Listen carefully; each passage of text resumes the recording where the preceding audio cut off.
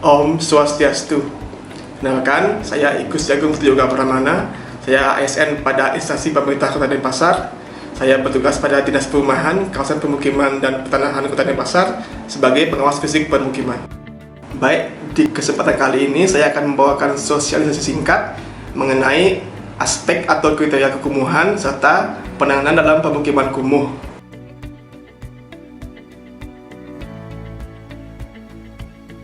Kita mulai dengan pemahaman terkait permukiman kumuh. Jadi menurut Undang-Undang Nomor 1 Tahun 2011 tentang Perumahan dan Kawasan Permukiman, jadi permukiman kumuh adalah permukiman yang tidak layak huni yang ditandai dengan ketidakteratur bangunan, tingkat kepadatan bangunan yang tinggi, dan kualitas bangunan serta sarana prasarananya tidak memenuhi syarat. Kemudian apa saja karakteristik dari perumahan kumuh dan permukiman kumuh? Di antaranya adalah 1. Kondisi bangunan memiliki kepadatan yang tinggi, tidak teratur dan tidak memenuhi syarat. 2. Fasilitas dan sarana dalam lingkungannya tidak memadai. 3. Tingkat kepadatan penduduknya tinggi. 4. Tingkat perekonomian penduduknya rendah. Dan kelima, kelegalan status tanah sesuai dengan perencanaan daerah kota.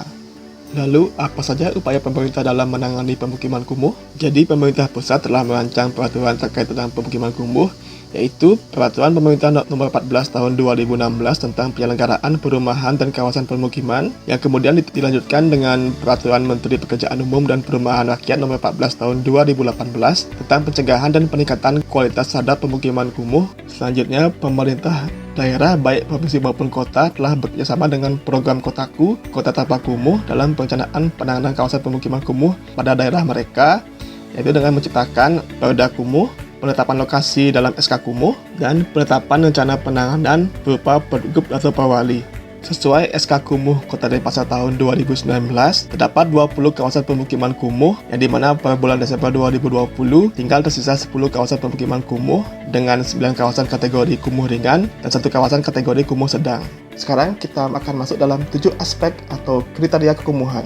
Jadi 7 aspek kekumuhan itu diantaranya adalah kondisi bangunan, aksesibilitas kawasan atau jalan lingkungan, layanan air minum, drainase, air limbah, pengelolaan persampahan, dan pengamanan kebakaran. Masing-masing aspek kekumuhan ini memiliki poin indikator penilaiannya masing-masing adalah sebagai berikut. 1. Aspek bangunan gedung. Pada aspek ini memiliki 3 indikator, yaitu 1. Ketidakteraturan bangunan, 2. Tingkat kepadatan bangunan yang tinggi, yang ketiga, kualitas bangunan tidak memenuhi syarat. 2. Aspek aksesibilitas atau jalan lingkungan. Aspek ini memiliki 2 indikator, yaitu 1. Jaringan jalan lingkungan tidak melayani seluruh lingkungan. 2. Kualitas permukaan jalan lingkungan yang buruk. Yang ketiga, aspek penyediaan air minum. Jadi aspek ini memiliki 2 indikator, yaitu 1. Akses aman air minum tidak sedia. 2. Kebutuhan air minum setiap individunya tidak terpenuhi. Yang keempat, aspek drainase lingkungan. Aspek ini memiliki 3 indikator, yaitu 1. Drainase lingkungannya tidak sedia. 2. Drainase lingkungannya tidak mampu mengalirkan limpasan air hujan sehingga menimbulkan genangan. Yang ketiga, kualitas konstruksi dari drainase lingkungannya buruk. Yang kelima, aspek pengelolaan air limbah. Aspek ini memiliki 2 indikator, yaitu 1. Sistem pengelolaan air limbahnya tidak memenuhi persyaratan teknis. Yang kedua, prasarana dan sarana pengelolaan air limbah tidak memenuhi persyaratan teknis. Yang keenam, aspek pengelolaan persampahan. Aspek ini memiliki 2 indikator, yaitu 1. Sarana dan prasarana persampahan tidak memenuhi persyaratan teknis. Yang kedua, sistem pengelolaan sampahnya tidak memenuhi persyaratan teknis. Yang ketujuh, aspek proteksi kebakaran. Aspek ini memiliki 2 indikator, yaitu 1. Prasarana proteksi kebakaran tidak tersedia. Yang kedua, sarana proteksi kebakaran tidak tersedia. Setelah mengenal 7 aspek kekumuhan, sekarang kita akan memahami 3 langkah penanganan kumuh. Yang pertama, metode pencegahan.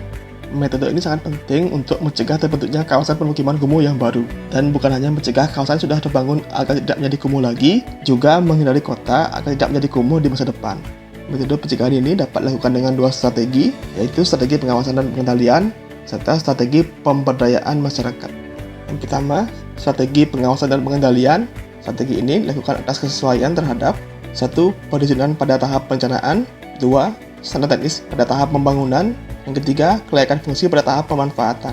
Kemudian, sekilas tentang tata cara pengawasan dan pengendalian. Jadi dimulai dari pemantauan, kemudian masuk ke tahap evaluasi, dan masuk tahap pelaporan. Yang kedua, strategi pemberdayaan masyarakat. Dalam strategi ini terdapat kegiatan pendampingan yang bertujuan untuk meningkatkan kapasitas masyarakat dengan membentuk kelompok swadaya masyarakat. Selanjutnya ada kegiatan pelayanan informasi, yaitu pelayanan dalam bentuk pemberitaan hal-hal terkait dengan upaya pencegahan permukiman kumuh. Pelayanan informasi itu mencakup 1. Rencana tata ruang, 2. Penataan bangunan lingkungan, 3. Perizinan, 4. Strategi teknis dalam bidang perumahan dan kawasan permukiman. Metode penanganan kedua yaitu peningkatan kualitas. Strategi pertama dalam metode peningkatan kualitas adalah penetapan lokasi kumuh. Penetapan lokasi pemukiman kumuh dilakukan oleh pemerintah daerah melalui proses pendataan. Yang pertama, identifikasi lokasi. Yang kedua, penilaian lokasi, di mana hasil dari proses pendataan tersebut akan memunculkan perencanaan penanganan permukiman kumuh. Selanjutnya akan masuk dalam strategi pola-pola penanganan. Pola-pola penanganan ini ada 3, yaitu yang pertama, pemugaran, kedua, peremajaan, ketiga, pemukiman kembali.